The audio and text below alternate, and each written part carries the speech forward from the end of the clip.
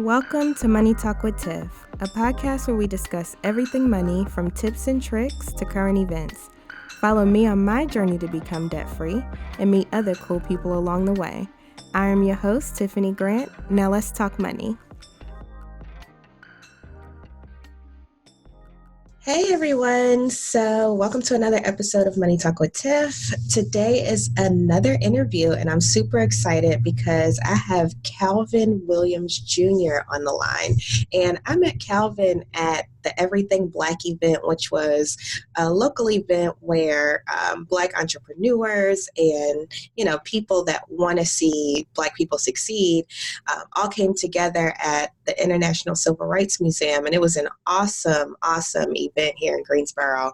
But Calvin is the first Black owner of an automated wealth management platform for retail customers.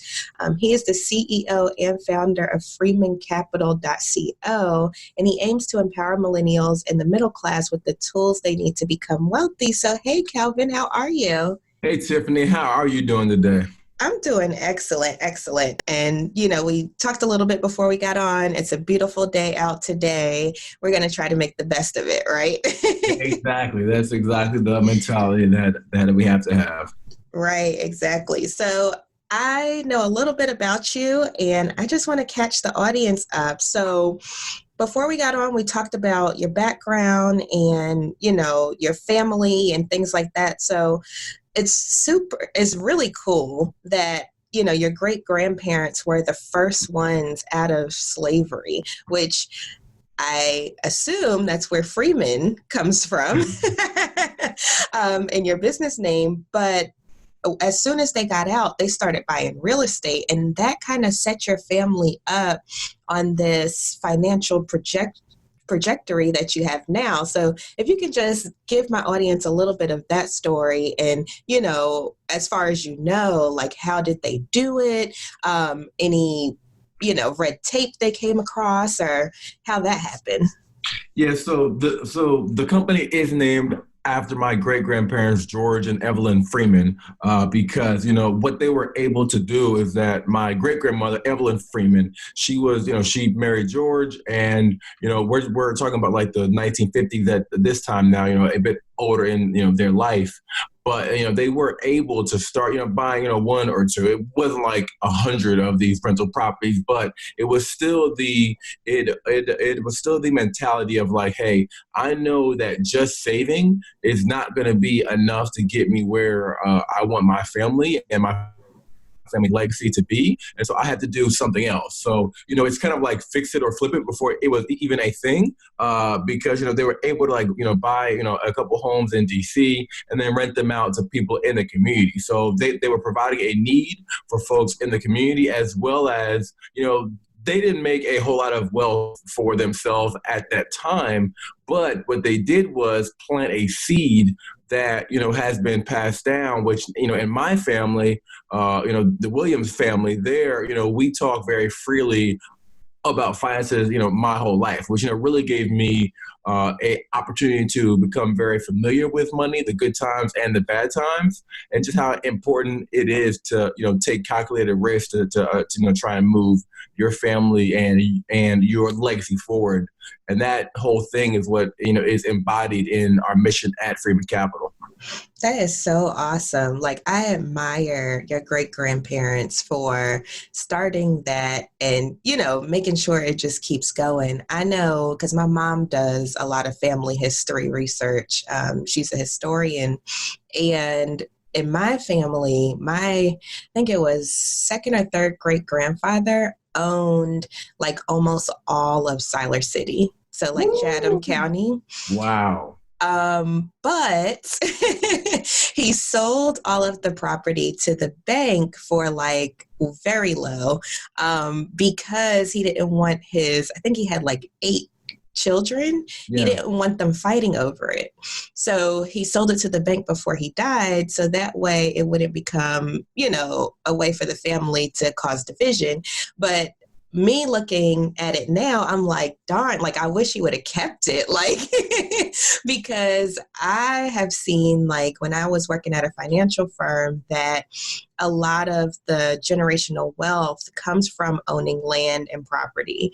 And if we could have just held on to that as a family, it could have set like me and my kids up, like, you know what I mean? And all of the other cousins and whatever that would have come out of that. So I wholeheartedly admire your family for, working it out, Hey, it's me, Tiffany. If you're enjoying this episode of Money Talk with Tiff, I invite you to join me live in Greensboro for 3 workshops in January. They're all centered around investing because that's a topic that I love talking about. So if you want to join me, you can visit www.moneytalkwitht.com/events. Again, that's moneytalkwitht.com/events. See you there. Now let's get back to the episode. I'll just say that, and we don't have, and we didn't have, like a family wealth manager or anything like that. It just really just probably just happenstance. But I really want to hone in on what you just said there, right? Because when you look at the statistics, people who have access and use a financial advisor generally have at least double the wealth of those who do not. And so in these types of situations, even now, if, your, grandfather would have had a chance to talk to a wealth manager, said, hey, the way to set this up rather than just, selling it off is to set up a estate for your assets and then to outline how and when things can be managed. And even just having someone to have that conversation with, that in of itself is a massive privilege. And that's why we are so focused and so passionate on our mission here at Freeman, because we want to give everyone the opportunity to at least have that conversation, because then you can have a new thought and then figure out, what can I do to set my family up 3, 4, 5 generations down the line? Oh my gosh, yes, that is so important. And, I feel like that's why we both do what we do, is because we want to focus on the people that don't think that they need an advisor or don't think that they're worthy of having an advisor, and say, hey, like, this is how you can set yourself up for the future and future generations. So with that being said, I know you said you started investing at 12, which I wanted to bring up because this is the importance of having money conversations, right? Because you grew up in a household and a family that freely talked about money. And so you were able to get that exposure and therefore start investing. So when you were 12, like, how did that go? Like, how did you, where did you invest? How did you open your account? Yep. Did your parents help you? How did that go? Yep. Yeah, and so I just want to add one caveat, because whenever, someone hears, oh, you guys talked about money, kind of freely, oh, things must have been good. But no, like we also talked about the mistakes my parents made. And so it was really a blessing, because I got to see both sides of the kind of, like, I knew when things were going well and I knew when things were a little tight. And so with that in mind, the company that I used was Share Builder. They are no longer around. I think they were purchased by ING Bank, who was then bought by Capital One. But this is like, right around the .com boom. So my dad helped me to get this account set up, and it was like really kind of game changing, because I remember that you could buy companies or buy shares of a company for like $1.99 a transaction or something small like that. And so, my dad, I had always been around, computers my whole life. And so I was pretty comfortable with like using them, but he, helped me to put the money in. And it was like, we're talking about $20. It's like, allowance money over time. And I do want to use real numbers, because people will think, oh, it's like hundreds of dollars, but just getting the exposure was key, because this just happened to be the .com boom. So I put in a couple bucks and I randomly picked some companies that I liked.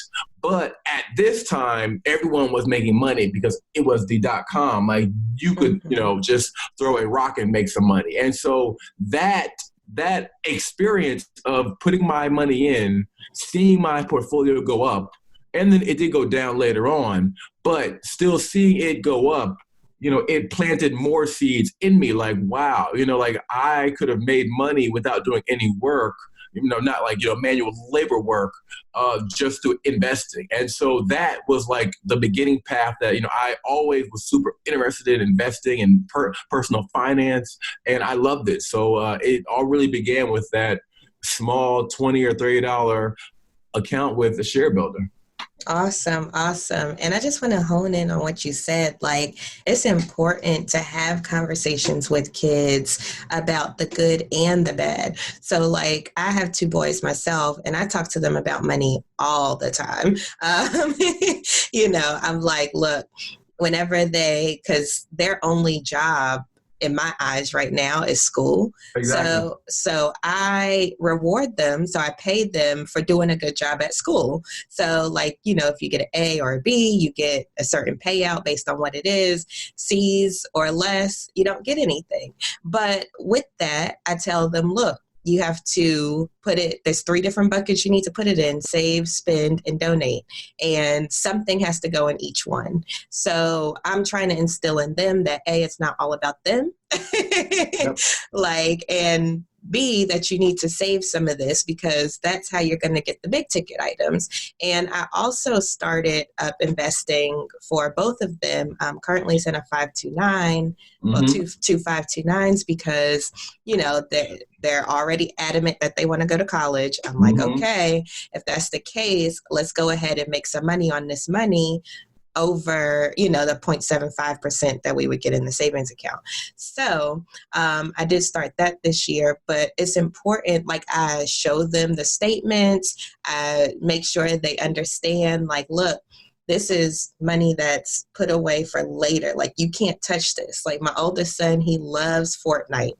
And so he's like, well, I have money. I want to buy, this $20 battle pass. And I'm like, whoa.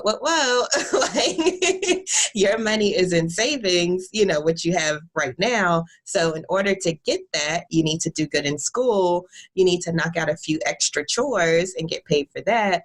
And then that's how you can get your money for your battle pass, because I think it's important for kids to understand that money doesn't grow on trees and you have to work for it. And, you can't just always get what you want. So that's what I'm trying to instill in my kids. So with that being said, like, I love the idea of maybe I'll open them, just a regular brokerage account. So that way they can pick, some stocks that they like, or, maybe look around the house like, hey, we have an Xbox, let's invest in Microsoft, like, that type of thing. Yeah. So, there are a lot of great ways to do that. And, even for some, you could take it a step earlier, which is just focusing on like the personal finance. Because for me, even at like 15, or like 14, I think I started working at McDonald's, whatever that age was at the time, I was between 14 and 15, I used Quicken, which was at the time like the best personal financial management tool. And I would like put in my weekly salary, do my little expenses, and I would try and project like, okay, I'll, buy a house at this age. I'll, get married at this age. I'll save for college at this age. And so just by using these tools, even though I was putting in, I'm making McDonald's money on the weekend. We're talking about a couple $100.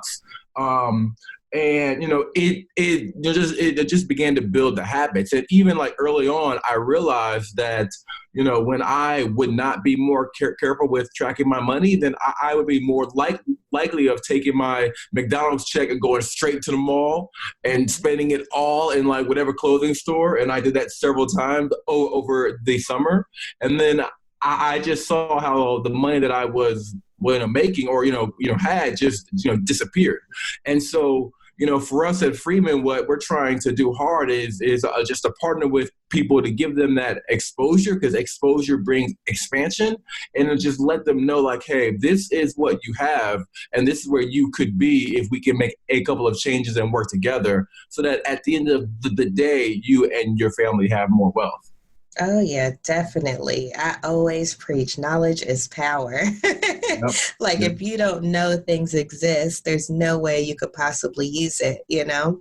Yep. So, I want to backtrack a little bit because you brought up something interesting. You said you had projected tried to project when you wanted to buy your first house. Now, I know you bought your first house at age 20, which is amazing. I thought I was doing something at 26, but you No, know, no, you were. There's no comparison, no right. comparison at all. I'm just messing. But, could you take me through like what made you decide to buy a house and, that thought process at that young age? Yeah, so I think that it all goes back to those earlier seeds. I've always been trying to find ways to have my money work as hard or harder than I do, and so here was an opportunity where I was working a full time job as a co-op. I was working for in for those who may not know, but when you're in college and you get an internship, you are often classified as a full-time employee during the time that you are there. Because I knew that I was a full-time employee, I basically used that as my salary to then buy a house. Thank God for my parents. They had set me up with good credit. So when I was 18, something that my parents had done was they had put me on their credit card accounts, which had a long history. They added me as a signer, so I instantly got that a good credit. This is how generational wealth can go from person to person because my parents did hard work.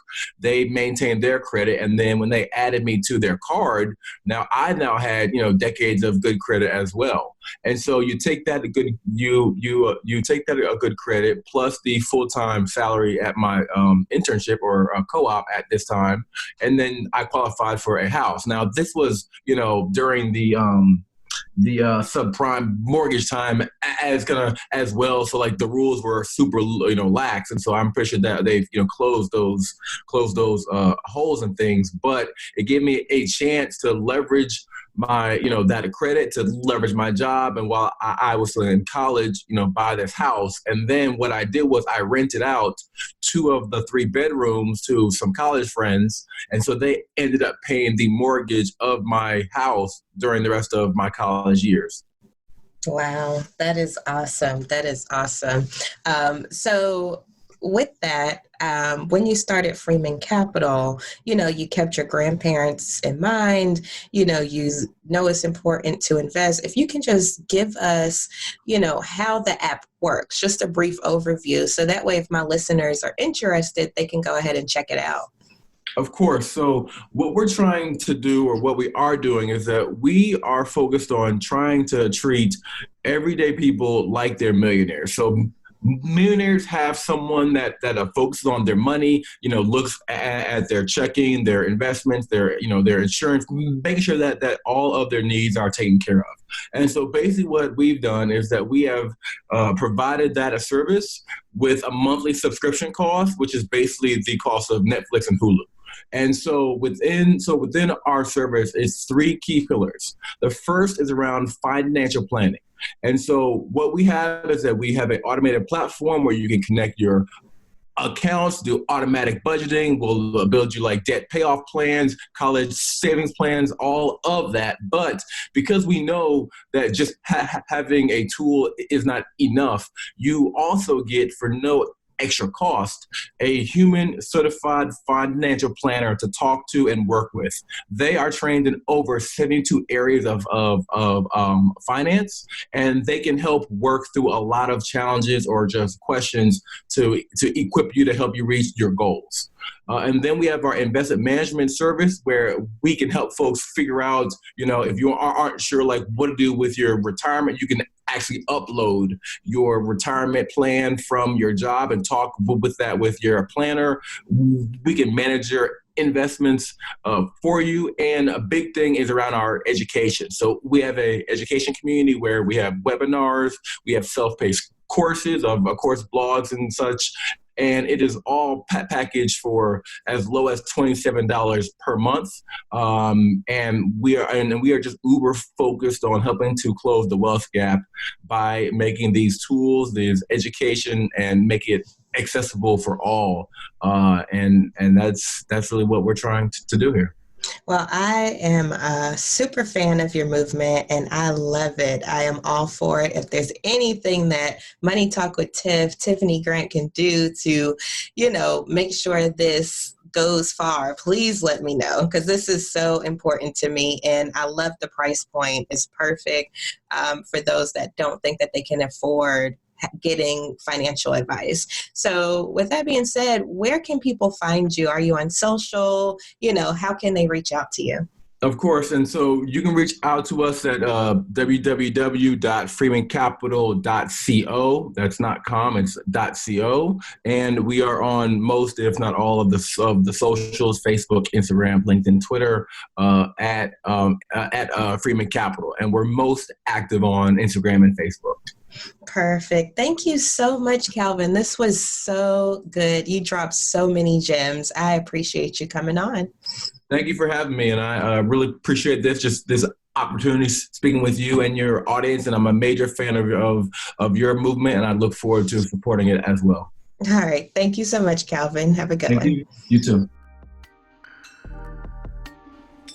Thank you for listening to the Money Talk with Tiff podcast. For free resources and materials, head over to moneytalkwitht.com. And while you're there, why not sign up for our newsletter so you'll never miss an episode? Talk to you soon.